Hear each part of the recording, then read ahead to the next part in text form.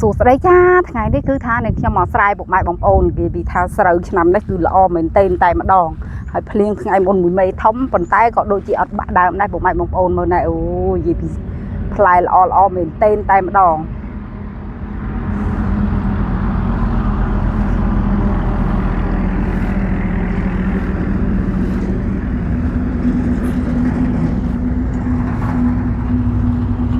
ថ្ងៃនេះមកយកខ្យល់អាកាសនៅឯស្រែម្ដង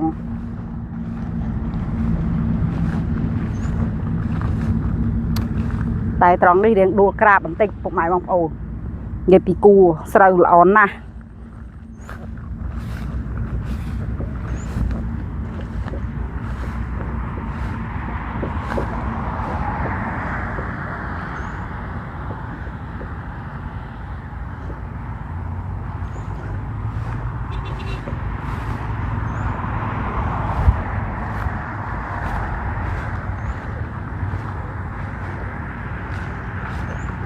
អូយមានផ្កាស្នោទៀតនៅកណ្ដាលស្រែ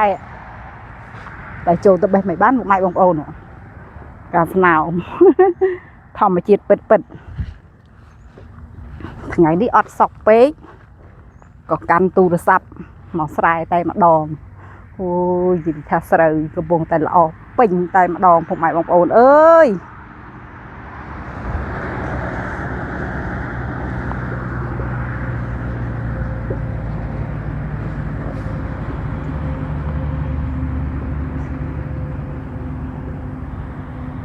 ឡានជិះវូឡើងវូចុះនៅជិតមាត់ផ្លូវនៅក្បែរផ្លូវ highway ពុកម៉ែបងប្អូន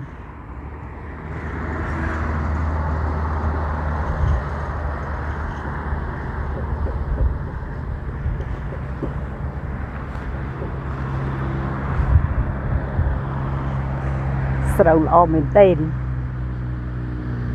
តែគួរឲ្យស្ដាយបន្តិចពុកម៉ែបងប្អូនដោយសារតែនៅថតនៅជិតផ្លូវអញ្ចឹងវាថ្លង់ឡានបន្តិចពុកម៉ែបងប្អូន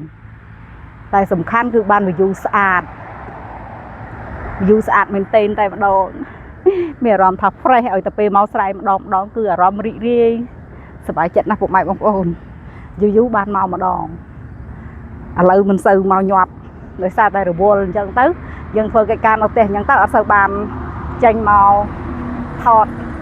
បង្ហាញ view នៅខាងក្រៅប៉ុន្មានទេតែថ្ងៃនេះគឺថាអារម្មណ៍ស្រស់ស្រាយរីករាយចង់បង្ហាញឲ្យពុកម៉ែបងប្អូនបានឃើញថាស្រូវនៅខាងនឹងខ្ញុំនេះគឺល្អមែនទេល្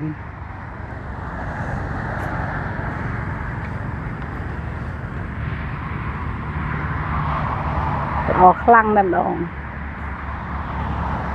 ហើយវីដេអូហ្នឹងក៏មានតែប៉ុណ្្នឹងទេចាំជួបនឹងខ្ញុំនៅវីដេអូថ្មីបន្តទៀតអរគុណនិងសូមជម្រាបលា